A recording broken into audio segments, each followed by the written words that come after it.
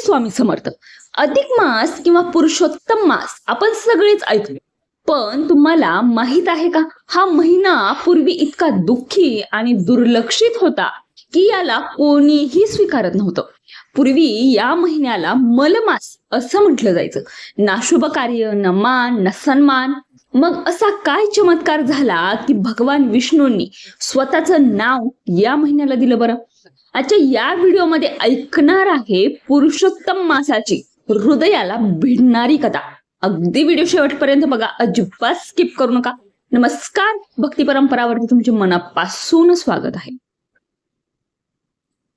तर हिंदू पंचांग हे चंद्राच्या गतीवर आधारित असतं आणि इंग्रजी कॅलेंडर हे सूर्याच्या गतीवर.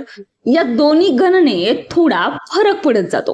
हा फरक साधारण 3 वर्षांनी एका महिन्या एवढा होतो. आता तो समतोल ठेवण्यासाठी एक अतिरिक्त महिना येतो, ज्यालाच आपण अधिक मास म्हणतो, जो सध्या चालू आहे.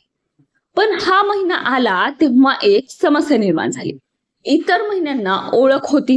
चैत्र, वैशाख, श्रावण, प्रत्येक महिन्याला सण, व्रत आणि धार्मिक महत्व होतं. पण हा अतिरिक्त महिना मात्र कोणाचाच नव्हता.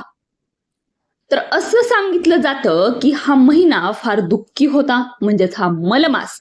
लोक त्याच्याकडे तुच्छतेने बघायचे, शुभ कार्य टाळायचे, लग्न, गृहप्रवेश, मोठे समारंभ या महिन्यात केले जात नसत. म्हणून लोक त्याला मलमास म्हणू लागले. कल्पना करा, इतर सगळे महिने सन्मानाने जगत आहेत, पण हा एकच महिना मात्र एकटा, दुःखी आणि अपमानित. तो विचार करू लागला, माझा काय दोष आहे? मी सुद्धा परमेश्वराने निर्माण केलेलाच महिना आहे, मग मला असा अपमान का? दुःखी झालेला मलमास देवतांकडे गेला. तो म्हणाला, मला कोणी मान देत नाही, माझे अस्तित्वच नाकारलं जातं, माझ्यावर दया करा. असं सांगितलं जातं की ज्याने अनेक देवतांकडे विनंती केली, पण प्रत्येकाने एकच गोष्ट सांगितली, मला हा विषय हातात घ्यायचा नाही. मलमास यामुळे आणखीनच खचला.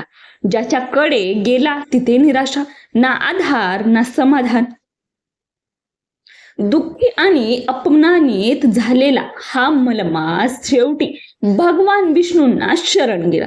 तो रडत म्हणाला, प्रभू, माझा काय अपराध? सगळे मला अशुभ म्हणतात, मला कोणीही स्वीकारत नाही.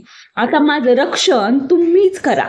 मित्रांनो, भगवान विष्णूंनी त्याचं दुःख ऐकलं, पण त्यानंतर जे घडलं ते इतकं अद्भुत होतं की एका दुर्लक्षित महिन्याचं संपूर्ण नशीबच पालटलं.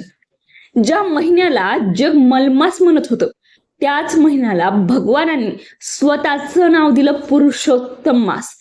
पण भगवान विष्णूंनी नेमकं कोणतं वरदान दिलं, काय सांगितलं, आणि हा महिना पुरुषोत्तम मास कसा बनला? हा अद्भुत कथा जर ऐकायची असेल तर पार्ट 2 मध्ये आपण नक्की ऐकणार आहोत. त्यासाठी चॅनल सबस्क्राईब करून ठेवा. आपण उद्या भेटणार आहोत पार्ट 2 मध्ये. श्री विष्णवे नमः. धन्यवाद. हा तुम्ही व्हिडिओ पाहिल्याबद्दल मनापासून आभार.